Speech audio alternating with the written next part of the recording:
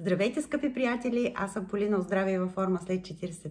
Днес ще си говорим за това как да намалим коремните мазнини в долната част на корема. Точно за тази специфична област ще стане дума, кои са причините, защо точно там натрупваме коремни мазнини и как да се справим с тях, какви са нещата, които трябва да направим, за да може да ни помогне по-лесно да се справим с коремните мазнини точно в долната част на корема. Първото нещо, което трябва да направим, трябва да разберем защо точно там тялото ни избира да складира тези мазнини. И причините могат да бъдат няколко. Първо, могат да бъдат генетично обусловени причини, т.е. тялото ни по генетични причини да сме предразположени да трупаме точно в тази област коремни мазнини. Има хора, които трупат мазнини в долната част на корема, други в бедрата, в дупето, тук горе паласките, в различни части. Просто тялото избира да трупат там мазнини и обикновено в тези случаи тези жени губят най-трудно мазнините в тези области, където тялото има приоритет да ги натрупва. Също така, трябва да знаем колко вида тела имаме. В смисъл, има ектоморф, може да бъдеш ектоморф, може да бъдеш ендоморф, може да бъдеш и мезоморф. Обикновено ектоморфа или ектоморфите са тези, които трупат мазнини в долната част на корема.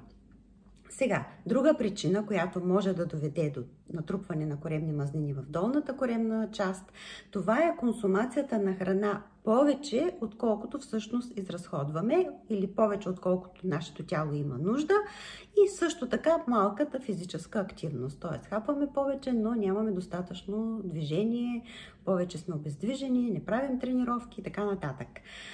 Също, не на последно място, причина за натрупване на коремни мазнини в долната част на корема може да бъде и естрогенната доминантност, а може да бъде и намалени количества на естроген. По-скоро дисбаланс в естрогена. Защо се получават тези дисбаланси? Причините могат да бъдат различни. Една от причините може да бъде това, че консумирате храни, които са богати на соя и също така други храни, които съдържат големи количества естроген. Да речем, също друга причина могат да бъдат ксеноестрогените. Ксеноестрогените това са синтетични вещества, които наподобяват естрогена, но всъщност не са естроген. Съдържат се много в пластмасовите бутилки, в които обикновено си държим водата, във всички пластмасови съдове, кутиите, пластмасовите кутии, които са за съхраняване на храна, изобщо в пластмасата в околната среда. Друга причина могат да бъдат фталатите.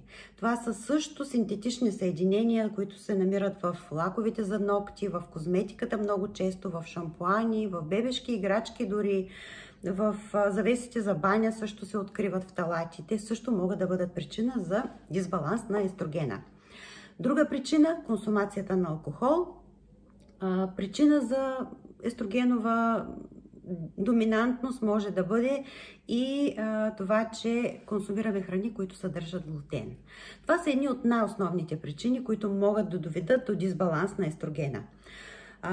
Сега, какво е решението, да ви кажа накрая? И поне, пак с оговорката, че няма да изчерпа темата до край, но това са най-често срещаните неща, които допринасят за натрупване на мазнините в долната част на корема. И сега ще ви кажа нещата, които може да направите или тези от нещата, които ще ви дадат най-бърз ефект и тези от нещата, които са най-популярни в това отношение, които могат да ви помогнат най-вече. Сега, на първо място е, разбира се, корекцията в диетата. В много случаи наистина се налага на първо място да се направят корекции в диетата. Какво имам в предвид? Намаляване на консумацията на храни, като да речем червено месо от конвенционално отглеждани животни. Също така, намаляване на консумацията по принцип и на месо, и на млечни от конвенционално отглеждани животни. Намаляване на рафинираните въглехидрати също е от значение, когато говорим за коремни мазнини и по-точно за долната част на корема. Друга причина и друго нещо като решение, което може да направите, това е да започнете да правите високоинтензивни интервални тренировки, а не упражнения, които са, да речем, като коремни преси или които точно са насочени към коремните мускули. Използвайте тренировки, които натоварват цялото тяло. Най-добрите са високоинтензивните интервални тренировки, които съдържат упражнения и в които са включени упражнения не само за коремните мускули, а за цялото тяло. Този тип тренировки ни помагат да изградим повече мускулна маса, а знаете, че когато имаме повече мускули, горим по-лесно мазнини. И също така бих ви посъветвала да не си губите времето с кардиотренировки, защото кардиотренировките няма да ви помогнат за загуба на коремните мазнини. Говорим пак вече за кой ли път повтарям, за коремните мазнини точно в тази специфична зона, долната част на корема. Само с високоинтензивните интервални тренировки ще стане възможно да загубите бавно, но сигурно тези коремни мазнини и което няма да стане възможно с кардиотренировките, няма да стане възможно и с правенето на коремни преси.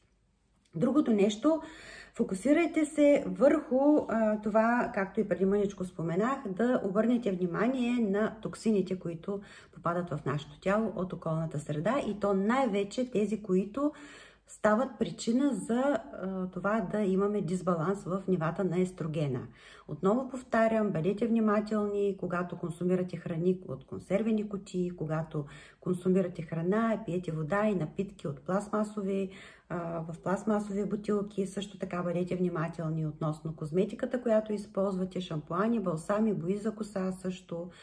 Те също могат да бъдат причина за повишаване или намаляване количествата на естрогена, т.е. естрогенов дисбаланс и да причинят натрупване на мазнини в тази област.